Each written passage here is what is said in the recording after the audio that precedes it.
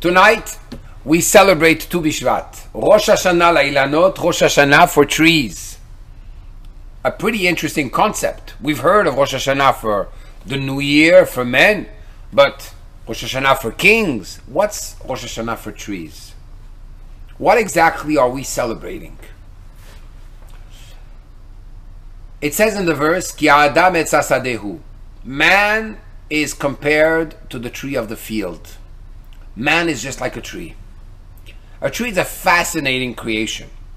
Its roots are thick and strong, anchoring deeply into the ground while seeking nourishment from a water source. The trunk reaches high towards the sky. Its branches spread out loftily, mighty, but yet flexible. A man is just like that. A man's roots are very deep and his reach is very high. A man, compared to an animal, doesn't walk on four and can only see the ground. A man has its feet on the ground, a strong root, but at the same time has the capacity to be able to look up to higher levels and elevate himself. What does that mean? We see here three elements. There is the water, there is the actual tree, man, there is the sky, the sunlight, there are the fruits that are given by man. But King David says that if the roots are not strong, a wind will come and just uproot the tree.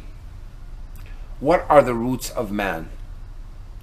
There is a concept which is called dry farming. What is dry farming? You take a tree, and once you plant the tree, the trunk of the tree, you water it a little, and then you let it go completely dry. You stop giving him water once he started to grow roots. And suddenly, the tree has to do something which is against its nature. It has to fight for its survival. So, it has to look for a source of water. And it goes deeper and deeper in the earth. The dry farming process makes that the tree is going to be able to break through the rocks. It's going to have to grow much thicker roots. And it's going to have to go deeper till finally it doesn't hit oil, it hits water.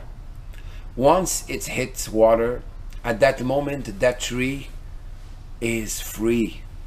It's completely independent of everything that happens around it. The tree is solid. Well, a tree, is just like a man. Man, in order to be able to make it in this world, needs to have self-esteem. Imagine a tree with very, very, very weak roots. Any moment, any given moment, it can even grow beautiful fruits, but a good wind will uproot it. The same thing is with self-esteem. Today, as we realize the outbreaks of rage, depression, suicidal depression, and every type of self-destructive neurosis in between, we understand that the beginning, the middle, and the end is self-esteem. Self-destruction. I look at myself and I evaluate who I am based on external sources. I have not yet grown my roots strong enough or thick enough to go to my own source, my independent source, and to feel assertive. I remember a teacher, Rabbi Stauber, a great psychologist, once told me that in the way of destroying a building, there are two ways, but two of them are rooted in the same place. You can either explode a building or you can implode a building. But both of them will do the same thing. It's going to be destructive. When you explode a building, that's anger. Man gets angry. He explodes. When you implode, you get depressed. Both of them come from the fact that a person has an ego. And unfortunately, this ego is misplaced. He thinks that this ego is going to replace healthy self-esteem. When you nourish yourself with holy food, which means holy thoughts, and you understand that the reason you were created is for a very, very specific reason. If not, God would have made you somebody else. The fact that you are who you are in this world is because you have a particular mission that nobody else is able to accomplish. Just yesterday, I was speaking to a very dear friend, a very successful businessman that manages many companies. And I asked him, what's the key to your success? And he told me, Shai, I don't have the qualities that you have, and you don't have the qualities that I have. I try to stick to knowing what my qualities are, sticking to them, improving them. What is natural for me, I want to do the best possible way. What I enjoy doing, I want to do the best possible way. And for all the rest, I try to surround myself by people which are experts at what they do and enjoy what they do. And that's the only way for me to be able to grow. What a lesson in self-esteem. I know who I am. I am not you, you are not me, and therefore, why should I try to live or impersonate someone that I'm not? Once I'm happy with who I am, and I realize I have extraordinary qualities, and that's what I focus on, then I could really fulfill my mission in the world. The problem is that we are consistently in this society of social networking, looking to please others, looking to have the approval of others, when really just being ourselves is the most healthy way you can live. One day, the Kotzker Rebbe said, if I am I because you are you, and you are you because I am I, then I'm not I and you are not you. But if I am I because I am I and you are you because you are you, then I am I and you are you. Get it? It sounds like some piece of Talmud. If my whole existence is based on you, then I do not exist. Like the philosopher says, most people live by the look of people, others.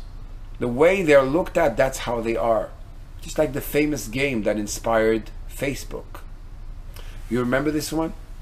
You can't see me, peekaboo. What is the child saying? You can't see me? Of course I can see you. But really the child is saying, because I don't see that you see me, and because I define myself by what I see in your eyes when you look at me, and I don't see that when I cover my own eyes, then I don't exist. But once I recover, I discover my eyes, and I see that you're looking at me, then I'm something. It's the whole concept of Facebook and social networking. I exist only if I see that you're seeing me. And therefore, after a study that was done amongst college students, they were asked, imagine the average American communicates with over 250 of his friends daily on Facebook. They were asked, what is the most difficult thing for you? What is the biggest challenge here in college?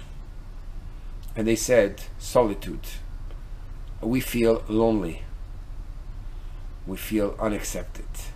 You can imagine that you posted something on Facebook and somebody else posted something. They got 5 like those and you got nothing, or you only got 1, or you just got a comment like, great. People define themselves by what's on their screen.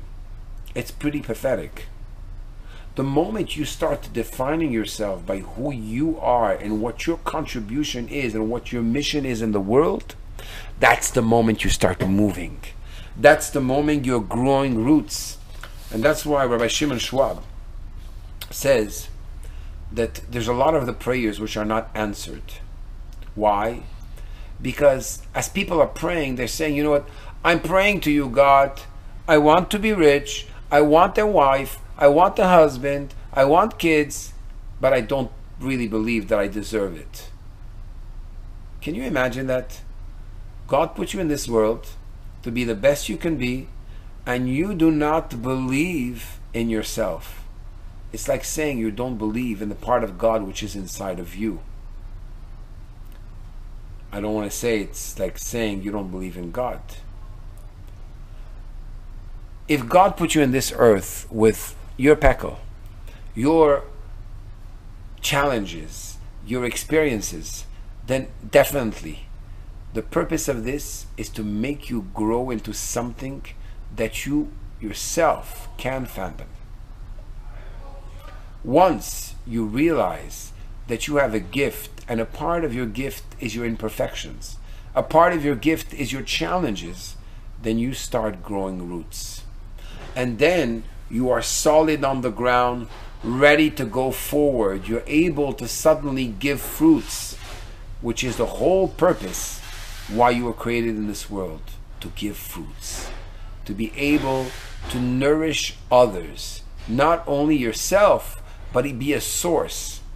As the word etz, a source of advice. The word etz in Hebrew comes from the word yoetz, which means an advisor.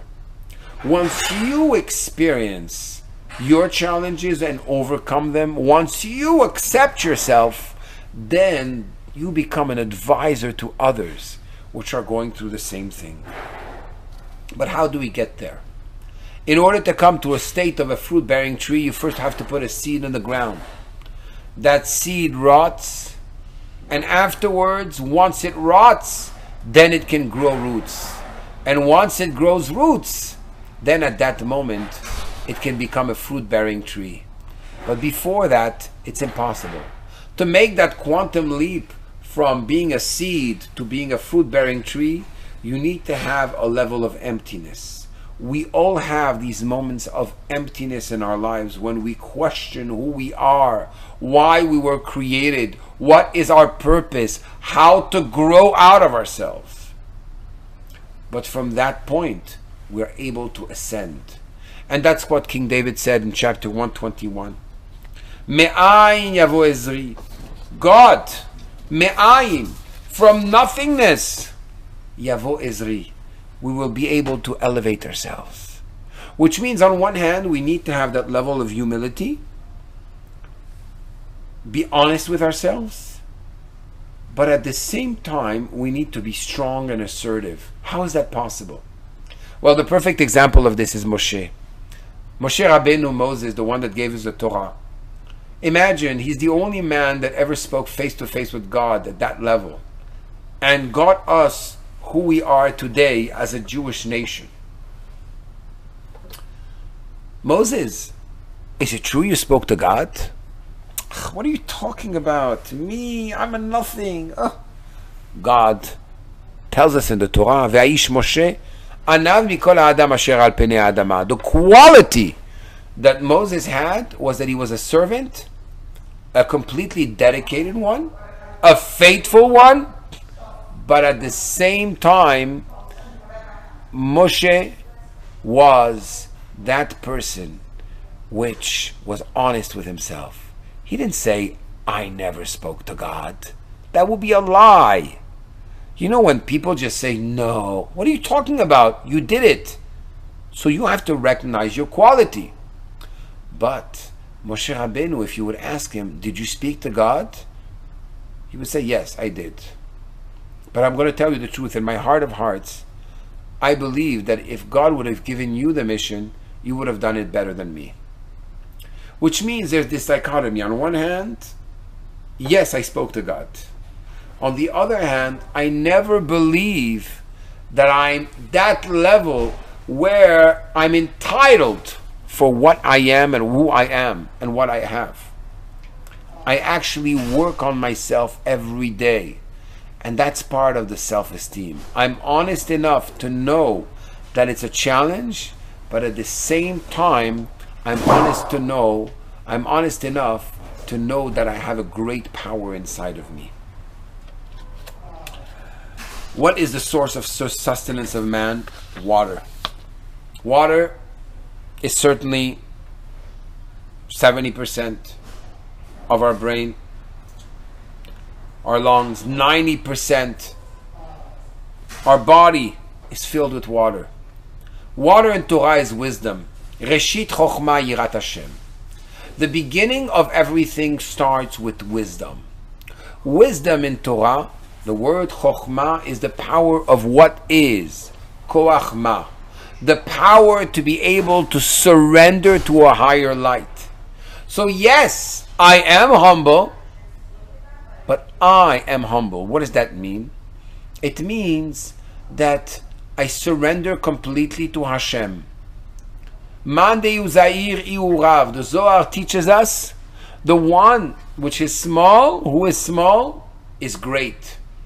The smaller you are, the more space there is for God. The more space there is for God, the more that wisdom takes you over.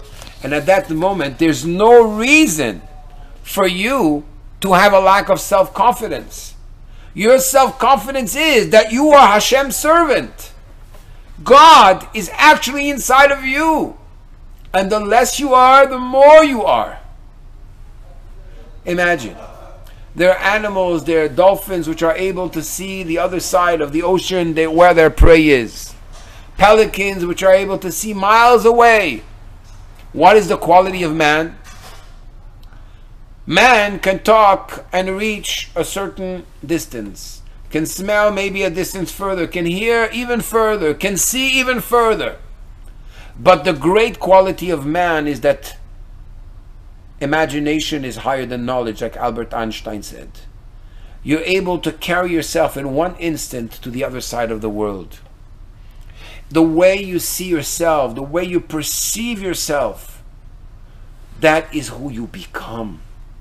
And if we're ready to transform and make that shift in our mind, at that moment, we can become the wealthiest, most successful people in all areas of our life. We are our worst enemy. Self-esteem is understanding that God put me in the world for a purpose. A young girl, 12 years old, once came to see the Lubavitcher Rebbe. And she said, Rebbe, today is my birthday. And the Rebbe said to her, do you know what a birthday is? A birthday is the day that God said that my world, this universe, cannot exist without you. If you're in this world, you have value. And if you have value, start sharing it around you and give more value to this value in order to be able to spread your light and God's light around you.